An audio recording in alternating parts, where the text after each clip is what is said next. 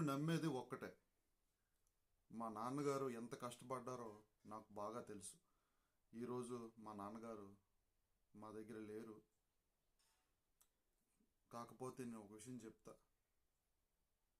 మా నాన్నగారు ఎప్పుడూ కూడా తాను తెచ్చిన దాంట్లో కొందరికి సహాయం చేయడం, అన్నం పెట్టడం, కులం మతంతో సంబంధం లేకుండా మా నాన్నగారు చిన్న వ్యాపారం చేసినా సరే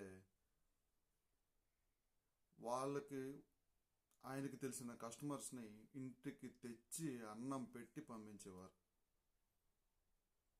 అటువంటి గొప్ప లక్షణం అయితే నాకు ఖచ్చితంగా ఆయన నేర్పారు. నేను కూడా నమ్మేది ఏంటంటే, జీవితంలో వీలైతే అందరూ మనోళ్ళే, ఎవడు పరాయి వాడు కాదు అనే రకంగా ఉంటూ నలుగురికి ఉపయోగపడేలా ఉండాలనేది నా ప్రగాఢ